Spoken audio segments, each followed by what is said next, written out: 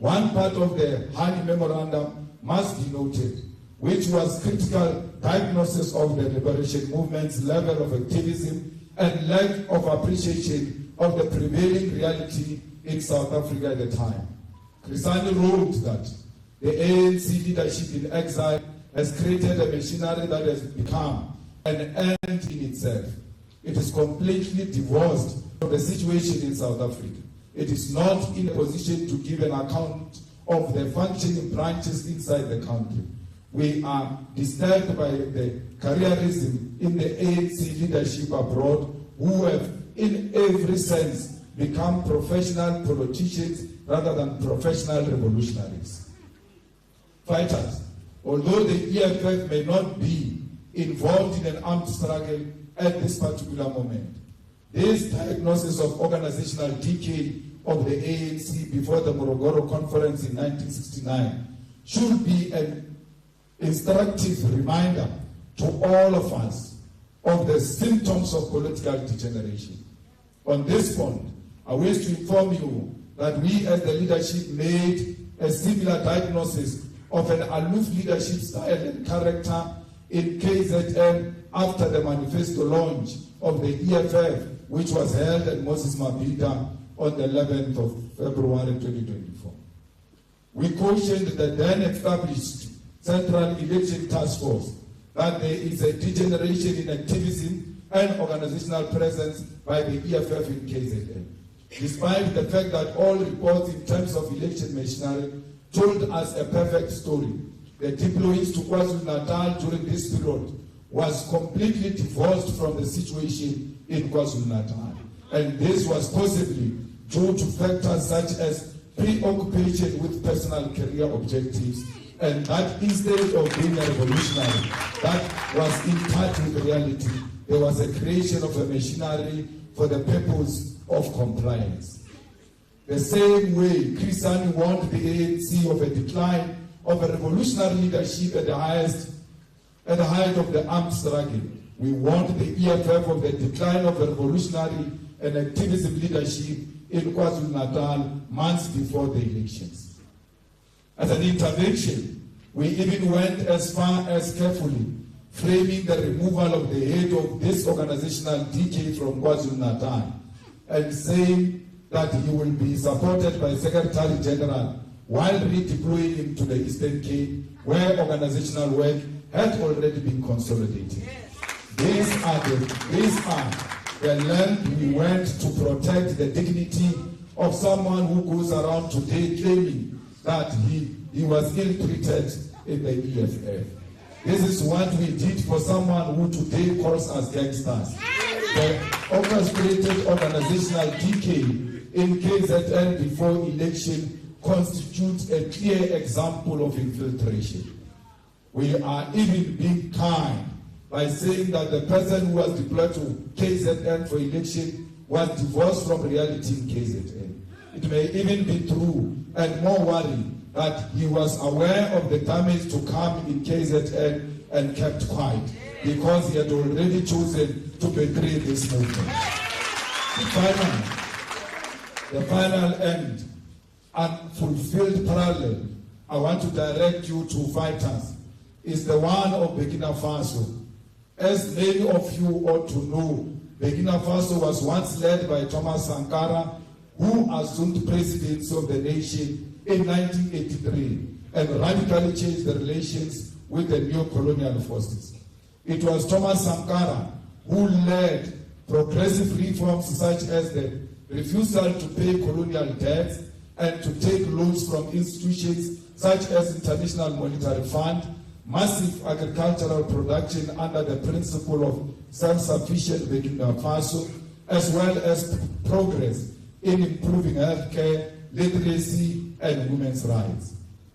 As he pursued these initiatives, Sankara had by his side one Blaise Compaoré. Little did Sankara know that he was flanked by an agent of a very imperialist he sought to undermine, and it was his confidante who would lead this overwhelmingly and ultimately assassinate him. Fighters, we are not self-centered enough to compare ourselves to such great revolutionaries, as we have long path to liberating our people, that we must still travel, but to not draw experience from this history will be tantamount to deliberate ignorance. It is a factor we must consider that we as leaders who seek to achieve a better society for all had entrusted our lives to someone who will, if wished, orchestrated our death. The levels of access to our lives, our families, and to what we consume posed a risk to our very lives. But the greatest fear should not be our own death, but what would have happened to this revolutionary movement if the path to kill us was chosen rather than the path to abandon us. Perhaps we must be thankful that the path to desert us was chosen instead. Perhaps we must be thankful that we did not die. But we must register today and for future generations to remember that the dissenting of the EFF at this critical moment in our liberation struggle constitutes an assassination attempt. It is therefore important, fighters, to not individualize even this moment of infiltration and betrayal of the EFF, but to place it within the above historical context. There is nothing unique about this particular betrayal. There is nothing special about the individuals who have perpetuated it. They belong to a long and historical tradition of infiltration and compromising the liberation struggle. It is when we remove this moment from an individual and recognize it as part of the historical struggles of liberation movement that we'll be able to reinvent and reimagine ourselves and move forward with a stronger determination in this struggle for the attainment of economic freedom in our lifetime. The people who have led this organization have not only led this infiltration and betrayal, but they even had the audacity to prescribe to us how we must perceive and respond to their infiltration. This is why, fighters, I've said that we have been betrayed by people who have the skill of using revolutionary language for the purpose of manipulation and compromise. It is for this reason I want to commend all of you who did not hesitate and fall into this manipulative trap that sought to tell you that you must characterize betrayal as a revolutionary act. To not renew your membership in the EFF is a betrayal. To defect from the organization you founded in favor of an organization that has just recently surpassed your own organization in election is opportunism. Fighters, to lobby aggressively for a leftist, anti-capitalist, anti-racist, and socialist movement, to go govern with our oppressor over the lives of the landless African people is infiltration. It is for this reason, delegates, that moving forward, we must avoid individualism and promotion of people because it feeds into egos and leaves the organization vulnerable to infiltration. That against infiltration, individualism, and maintain revolutionary discipline. Your primary responsibility is that you must maintain the discipline of the movement. Delegates, we take this opportunity to remind you that the following will constitute wrongful lobbying practices. And if you are found to have practiced these things, you are likely to lose your status of a delegate going into the NPA. Raising and using funds and other resources to campaign for elections. Distributing money to EFF members and structures as part of campaigning for leadership elections. Production of t-shirts, posters, and other paraphernalia to promote particular list of candidates. Promising positions or other incentives or threatening to withhold such as a means of gaining support. Using the media to promote a particular list of candidates and to spread malicious rumors, falsehoods, or allegations against those with whom you disagree. Leaking confidential information to the media secret interaction with journalists with the intention to get them to write stories on internal organizational issues or communicating internal decisions or processes to the media without due authorization. Negative campaigning, which relates to the attacks on the integrity of other comrades, both within the structures of the movement and in other forums. Suppressing honest and legitimate debate about the caliber of candidates in formal meetings of the movement. Allowing structures or individuals to condone violation of the constitutional provisions and or regulations and or failing to report such violation when they occur. Using the offices, resources, and staff of the EFF or any state institution or company as a machinery to promote a particular list of candidates. Using violence, intimidation, and threats to coerce or force those who hold a different view.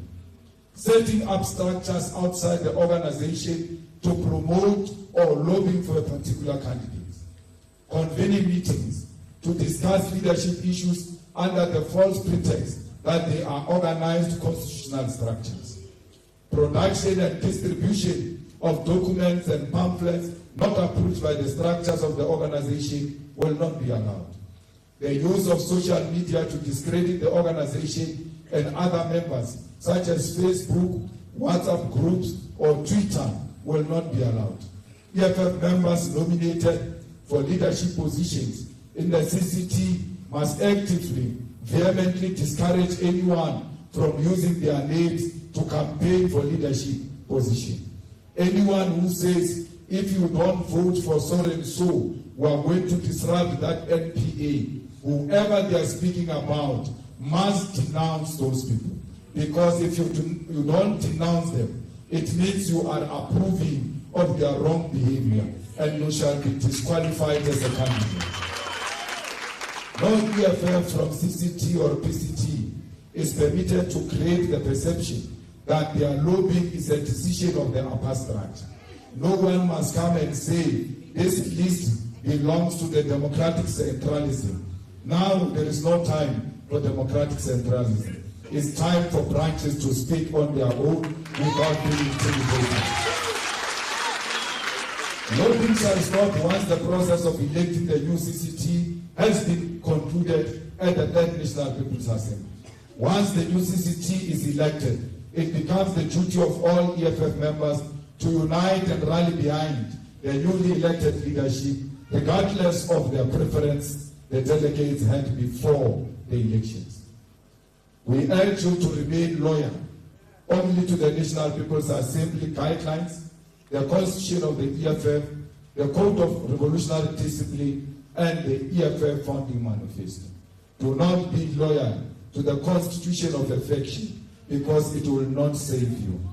If anyone tries to make you conduct yourself outside of these revolutionary documents, then it is your revolutionary responsibility to report such individuals. A delegate of the EFF is not silent in the face of corruption. A delegate of the EFF does not look away when they sense the movement is about to be compromised or be put into disrepute. Fellow fighters, a delegate of the EFF is loyal. And as our Constitution demands of us in Section 6, subsection 7b, loyalty means that, I quote, at all times, members and leaders will not keep quiet when the organization is unfairly criticized and attacked in private and in public. Loyalty to the organization means that members will remain active members even when removed from positions of responsibility or deployment. Loyalty means members of the EFF will not join in the opposing and opponent forces who unfairly criticize the organization and its leadership. Close quote. The organization can never be under attack. You keep quiet. And the only time you want to show that you are loyal is by being present in a meeting. But out there, you don't defend the organization. Out there, you speak very bad about the organization in private. That's why you can't speak good about it in public, because you know that those you told your views in private will know where you really stand. It is for this reason that you as delegate must be vigilant and loyal, and never allow enemy forces to coerce you into unfairly criticize the organization or its leadership. Delegates, this means that when the organization or its leaders are unfairly attacked in public or in private, it is your duty to stand up and defend the revolution, because this movement and its leadership are the custodians of the revolution. Fighters, the fact that we are heading to the Third National People's Assembly does not mean that we no longer have a leadership, that anarchy must prevail. Until the Electoral Committee dissolves the Central Command Team at the National People's Assembly, this organization remains led, and this leadership will guide you throughout this process alongside your provincial leaders. Fighters, when we say that you must not unfairly criticize the leadership, we are not saying do not engage in constructive criticism, because our Constitution allows this. Section 6, subsection 5 of the Constitution speaks to constructive criticism and self-criticism and reads as follows. From time to time, members and structures of the EFF should engage in constructive criticism and self-criticism, meaning they should openly and honestly review the work they do and avoid all forms of boastfulness and self-glorification over minor achievement. The People's Assembly, CCT, PCT, RCT, BCT, deployed cadres and members should periodically review the work they are doing against their own set target. They should always ask whether they have taken the correct decision, whether they have achieved what they intended to achieve within the time periods they decided on. Fellow fighters, none of you must